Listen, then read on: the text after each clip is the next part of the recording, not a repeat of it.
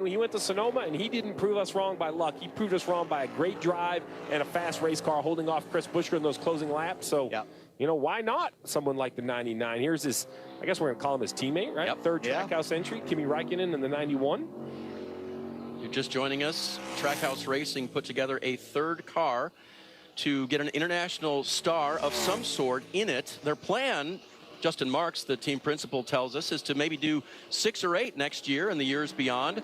Who can they attract? Who wants to come play in NASCAR, having had a resume like Kimi Raikkonen's F1 championship, 21 wins? So to close the loop, because a couple times I've heard VIR mentioned, so there's no testing allowed in the NASCAR garage. There's some tire testing.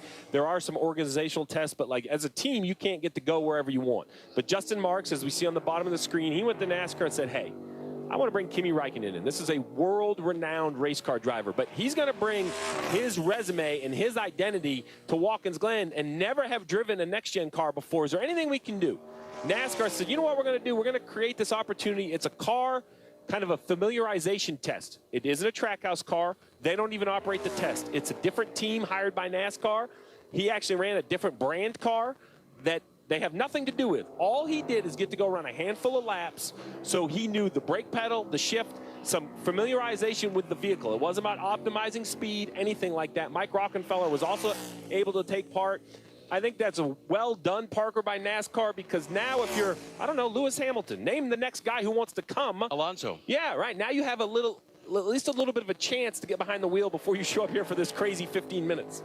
No doubt, Steve, and that's one thing this has brought attention down here in the pits. The one car that's had the most media around him, the most people around down here, has been this 91 car of the 2007 F1 World Champion, Kimi Raikkonen. It's been crazy down here as they've tried to work around all the people that just want to be in that vicinity around his area. His family is down here, so this is a really big deal, and that's the point of this, right? It's to bring attention to the NASCAR Cup Series, a world-class racing series, to show these world-class drivers what it's like and what they're going to experience. And then just to let you know what his experience has been like so far, when he was during Group A, he was on the headset listening to his teammate Ross Chastain and what he was going through, and then he was very focused. He got in the car pretty early. They've gone out there. He's felt like the car is just understeering a little bit, and now just jumped up to 10th in this Group B and 20th overall. And guys, I think that is very impressive.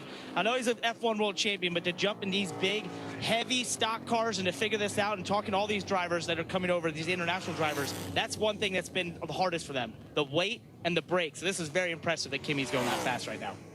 I almost think, I don't ever want to use the word easier, I think this next-gen car is less of a gap from perhaps not an F1 car, but less of a gap from a GT car, from a more standard, in my air quotes, road course style car with the sequential shifting and the bigger brake package. I think it's a little bit closer. Now, it's still way heavier. Yeah. But, you know, back versus what you used to drive with a steering box and an H But even pattern. last year's car, you know, the previous year, it's a big difference. I mean, obviously, there's two things that stand out: the braking capabilities of this car with the much bigger rotors and brake packages that they have there, and then the other side of it is the shifting side that these guys have now, and that's totally different. So you put that together, it may do that because a lot of that's designed off of a Trans Am car and what those cars can do, and they basically run on road courses. So, but this is a great job. I have to tell you, I'm more impressed. I didn't know exactly what to expect, but